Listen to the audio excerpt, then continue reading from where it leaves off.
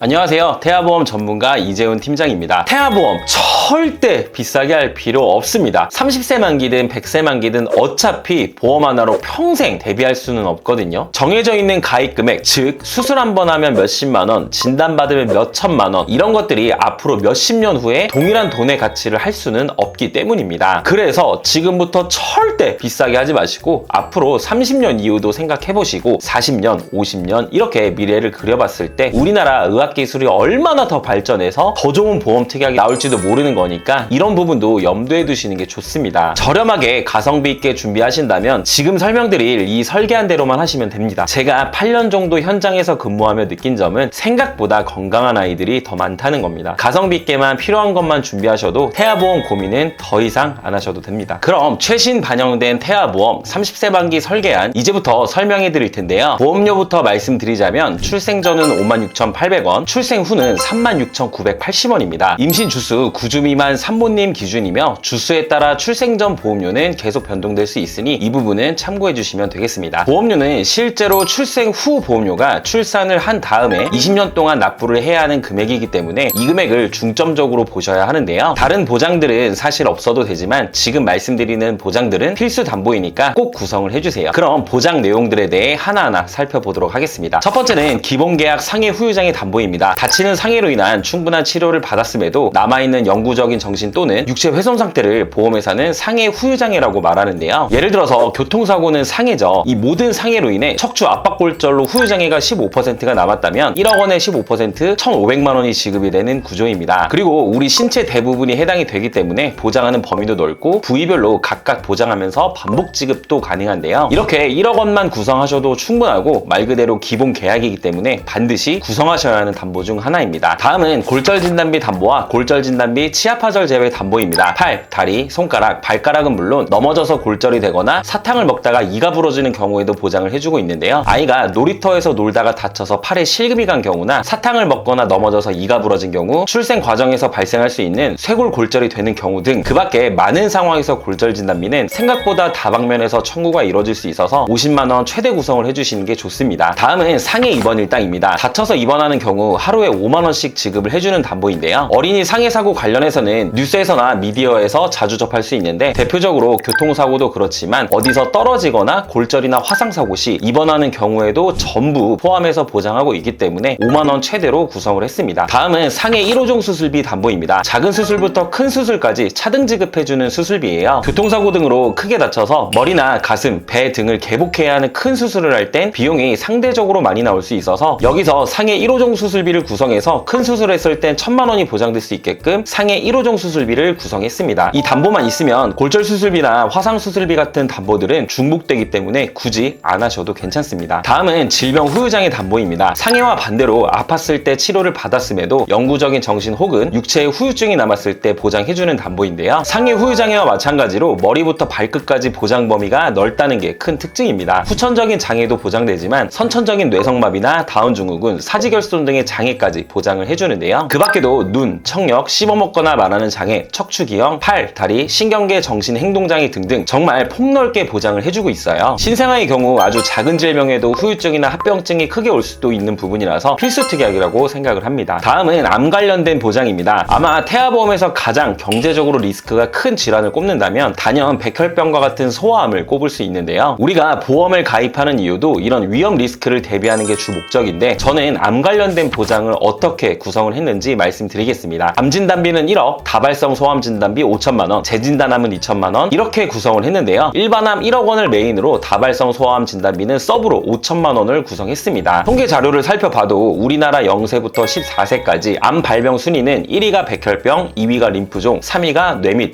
중추신경계인데요. 1위부터 3위까지 전부 보장되는 다발성 소암을 서브로 구성을 한 거고요. 일반암 1억 원에서는 위 3개를 포함한 보장 범위가 가장 넓은 암을 1억 원 메인으로 설정했다고 생각을 해주시면 될 것 같습니다. 여기서 급성 림프 모구 백혈병은 평균 3년이라는 장기간 치료를 필요로 할 수 있기 때문에 2년이나 재발이나 지소감 등을 보장해주는 재진단암까지 추가로 구성을 했습니다. 다음은 유사암 진단비인데요. 기타 피부암, 갑상선암, 제자리암, 경계성 종양 총 4가지에 대해서 보장이 되는데 2020년 국가암정보센터에 따르면 특히 갑상선암은 15세부터 64세까지 발병률이 가장 높은 암이고요. 일반암에서는 이 4가지가 제외되기 때문에 최대 금액 2천만 원으로 준비를 했습니다. 다음은 뇌졸중과 뇌혈관 질환 담보입니다. 뇌질환 관련해서는 사실 뇌혈관 질환 담보 하나만 구성하셔도 그 안에 뇌졸중도 포함되어 있기 때문에 뇌혈관 질환 하나만 있어도 큰 문제는 없어요. 그렇지만 태아보험에서 뇌졸중도 굳이 구성을 한 이유는 출생 과정에서 발생할 수 있는 신생아 뇌출혈 대비 때문입니다. 이 신생아 뇌출혈이 발생했을 때 뇌혈관, 뇌졸중 가입 금액의 20%만 보장을 해주고 있기 때문에 뇌졸중도 같이 구성해서 각각 400만 원씩 총 800만 원을 중복 보장받을 수 있도록 구성을 해주셔야 돼요. 간혹가다 뇌혈관 1, 2로 구성하시는 분들도 계시는데 이 뇌혈관 1, 2로 구성을 하게 되면 신생아 뇌출혈에 대해선 400만 원만 보장이 되고 명칭은 뇌혈관 질환 1,